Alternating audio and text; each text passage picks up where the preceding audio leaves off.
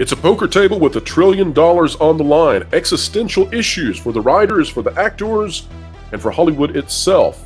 Now there's pressure on both sides. 109 days into the strike where middle America just still doesn't care. Can we get entertainment flowing again? And will it even matter?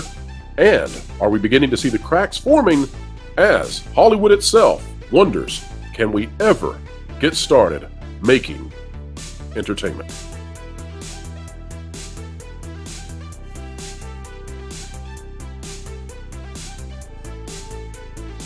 All right, folks, welcome back to another wonderful video here on the WDW Pro channel. Why is it wonderful, you say? Well, because we have wonderful guests on to talk us through everything that we're going to discuss. We're talking today about, of course, the writers' strike.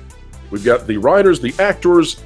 Now, the studios are making decisions that show that they have no intentions whatsoever of giving in to the demands of the writers. We'll talk about that in just a moment. But first, let's go to our panel. We've got Michelle of Force of Light here. Michelle, you and your channel have just reached a major milestone. Tell us a little bit about it, and huge congratulations to you. Yes, with a little bit of your help, we just crossed over the 20,000 mark, so we're excited. Hey, fantastic! That's wonderful. Awesome. We're so pleased about it. And then we've also got Jonas of thatpartplace.com. Jonas, welcome back. Hey, good to be here. Especially when you call me first thing in the morning and say, "Hey, we're doing a video." Get in Great here. way to start the day. It is. It is. All right. Well, in that case, let's get started on that video that we called you and said, here's what we're doing. This is out of Forbes. John Costier is the author here. As Hollywood strikes, 96% of entertainment companies are boosting generative AI spend. Now, that word generative is the thing you need to focus in on, folks. Generative means that these artificial intelligence algorithms are creating things. Now, who's going to be mad about that? The creatives. Here we go. While the Hollywood writers' strike has reached and passed 100 days, a new report out says almost every entertainment and media company plans to boost generative AI spend. In fact, they are global leaders. That's a big, big deal because those writers, they're demanding as part of their negotiations that AI be ceased completely in terms of creating anything in Hollywood. Companies in the entertainment, technology, and consumer products industries are front runners in plans to increase generative AI spending. LucidWorks, a search and insights company that commissioned the report, says. But the media companies aren't alone. Now, here's also, I think, an important reason why Hollywood cannot back off of this. Take a look at this little chart they've got over here. It may be difficult to see, folks, but it says planned generative AI spend by country. You'll notice that China, India, Australia, France, United Kingdom, and Germany are all ahead of the United States. I suspect that the American studios realize that they cannot cave to the writers because if they do so, they will lose their advantage worldwide in terms of the kind of product that they can create. And places like China, places like India, they're going to overcome very quickly as the rapid improvement in AI continues. It seems to me that if it follows Moore's law, well, you're going to see tremendous increases in the output of those countries and those industries. Before we continue any further, let me go to Jonas real quick. Jonas, this looks to me like the writers are not getting anything in terms of the AI argument going their way. I don't see how they're going to be able to continue demanding this because the studios are giving every sign that they will not cave on it. Well, this is a point that you've made very often on this channel, Pro, that someone will be using AI. And if the WGA's hands are tied and the studio's hands are tied, if China is using AI and they're using existing seasons of, say, a long-running series like The Office, or let's say something a little less humor-driven like an NCIS or any of those three-letter acronym shows, if China is using AI and has zero respect for American copyright law, I think if American studios don't get with this, China might be releasing their own 10 or 26 episode series of your favorite murder procedural out there, and you may not be able to tell the difference. And if nothing is going on stateside, I don't see any reason why China just doesn't just pull up the slack for the American entertainment industry. Great points. I want to read this next paragraph, and Michelle, get your take on this. That's a key concern of Hollywood writers, of course, and Wired says they're right to fear AI. An open AI study on the labor market impact potential of large language models published in March says the multiple categories of writers are up to 100% exposed to career and work impact from AI. That does not necessarily mean that AI will take their jobs, though in some cases it could, but it will almost certainly have some impact in how they do their jobs. Michelle, there's the issue of whether or not the writers can possibly stop this, and I suspect that they cannot. I think this is ringing a little bit like the Luddites of old. I don't see how the writers can prevent AI from altering their industry when they cannot stop the increase in technology. So, Michelle, if you were giving the writers advice right now, how would you tell them to pivot in this situation? Yeah, I don't think they can win this, especially when we know it seems more and more we're learning that studios are putting money into this, and the more money the studios have put into this, the less likely they are to. Why would they at that point? They've already invested into it, so they're not going to give the writers exactly what they want. So the writers need to come back with something that will make them happy and something the studios might be willing to meet with them on. Because at this point, they're just out without a job, and what they're demanding, I just don't see happening for them. But you can understand why they're doing what they're doing, why they are in unity, and why this thing has gone on now for many, many days past what was previously a huge strike back in 2007. Of course, we are 9 days now past that mark, and there is no end in sight. When you look at what this says, one author has predicted that 90% of Hollywood content might be at least in part AI generated by 2025. I think the writers are considering that this is an existential threat to their careers. And you could see writers' rooms shrinking from, let's say, 10 writers to 2 or 3 writers. And those 2 or 3 writers, of course, they're going to probably be people who are proficient in using these large language models that AI is moving to. Any thoughts on that, guys?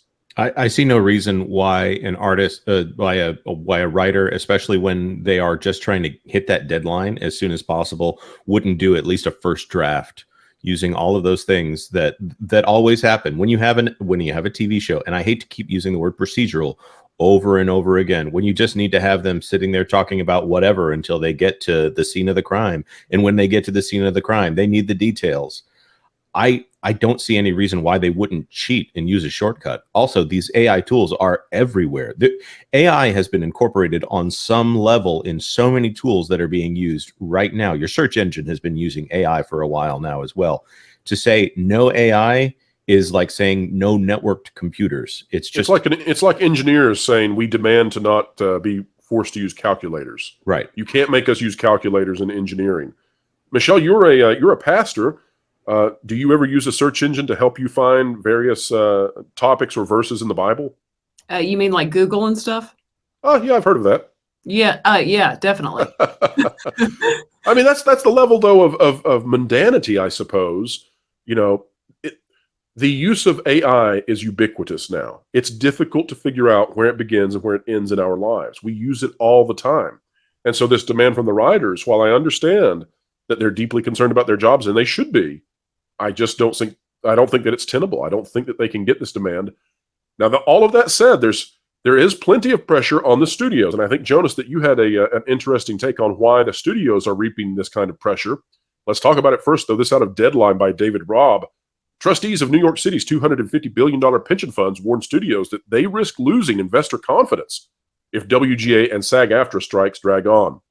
Before we get into this article, I do want to make one point, and either of you are free to disagree with me on this. I want to say that when we see these kinds of conflict played out in public, it is rare that the public conflict is real. Usually, the public conflict is theater. And usually the sausage is made behind closed doors. So we're getting this pressure supposedly out of the trustees of New York City's pension fund. But that's not to say that I believe that this is real pressure yet. I think this is just sort of a signal, just a signal. But here's what it says. Trustees of New York City's $250 billion pension funds have warned Disney, Paramount, and Comcast that they risk losing investor confidence if they allow the Writers Guild and SAG-AFTRA strikes to drag on much longer. The WGA has been on strike since May 2nd, SAG-AFTRA since July 14th. The letter signed by New York City Comptroller Brad Lander on behalf of the trustees of the city's 5 pension funds urged the companies, not the unions, note, urged the companies to end the WGA and SAG-AFTRA strikes promptly.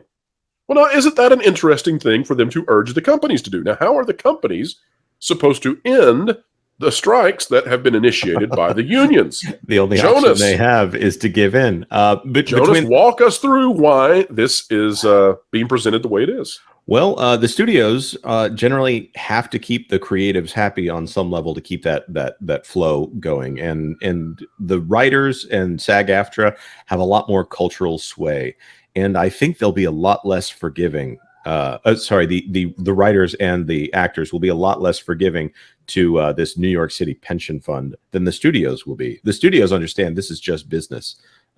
And they will, in the end, they will make whatever agreement is the most financially viable for them in order to survive. Where the writers and the actors, it's their job to just get as much money as possible, because if these companies go under, the writers and the actors will still exist. And we don't think at this point there's much concern that the companies are going to go under. But take a look at this. It says, in a letter to Disney CEO Bob Iger, Lander noted that the pension funds are substantial long-term Disney shareholders of the Walt Disney Company, with approximately 2.7 million shares valued at $229 million. Jonas, is that a lot? Absolutely. Now, I will say one thing here. A union making a bad agreement, if it's a large enough union, can wreck the entire United States economy. We saw instances of this with the United Auto Workers Union. I don't think we have that problem here with the writers and the actors unions, but a large enough union with enough power making agreements with a management system that doesn't understand that fortunes can change, that can, in fact, wreck the entire U.S. economy. So we've got similar statements sent to Iger, to Roberts of Paramount Global. We've got Comcast, all the same sort of thing, a little braggadocious on the side of New York, talking about how many stocks they own and wanting these companies to bring this to an end. I also suspect that New York City itself probably would like to have production begin again in the city. It's damaging the city itself and its economy. Now, Michelle, you, I assume, do a bit of mediating at times between parties that disagree with one another, just in your line of work. What advice could you give in this, what I call a $1 trillion poker match, where both sides, neither side wants to give in to the other, of course, but there's a huge amount at stake? What would you recommend in order for us to find some sort of resolution on the horizon? Yeah, well, I think, again, like you guys have been saying, the studios using no AI that's just not going to happen.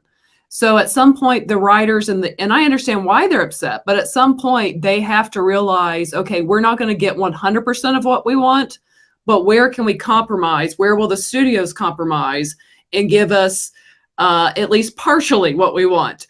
Maybe, like you're saying, maybe that's that they keep one or two more writers in the room than they may necessarily need with AI. I don't know, but they're going to have to come up with some level of compromise between the two. Because really, the longer this goes on, I know the studios can kind of withstand the storm a little bit, but the one thing I would warn the studios with is, I think in 2020, they didn't care as much that the theaters struggled because they thought, oh, we have streaming and we can make all this money on streaming. And I think a lot of these big studios, Disney, Paramount, all of them really, have realized, no, in order to make back their full amount of money, they need the theaters, the local theaters, to be there. And the theaters have just survived 2020 and 2021. They need movies to be coming out in 2024. And if this keeps going on, there's a risk of them hurting the theaters, which ultimately does hurt the studios. So I just think at some point they both need to come together and find some level of compromise and get this going, like get this done. So let's talk about one interesting thing that has not been discussed enough, I think, on YouTube and in conversations online. This is perhaps the elephant in the room that needs to be discussed, though. In the past, when there have been strikes on any entertainment enterprise, whether that is in a sports league or whether that has been in former strikes with Hollywood, the pressure also comes from the consumer. And so the audience becomes angry and frustrated that their content is not being produced. This is odd, though, because today I don't see any pressure from the audience. It is as if there is so much content in the last century of Hollywood and entertainment that people don't need new content. Simultaneously, we are also watching the rise of the independent, small content creator on YouTube and other places, making stuff that Hollywood seems to not be very good at making anymore. So I'll toss it out to the panel. Either of you take this first, whichever way we want to go. But Is this an opportunity for small content creators to rise up and shift the paradigm going forward? Yes. Just to speak to that more, I think there are so many people that are like, well, I was already in my third or fourth rewatch of The Office or Scrubs or Big Bang Theory or That 70s Show or Golden Girls, and I could just go on listing another 7 to 10 season, 26 episode season sitcom.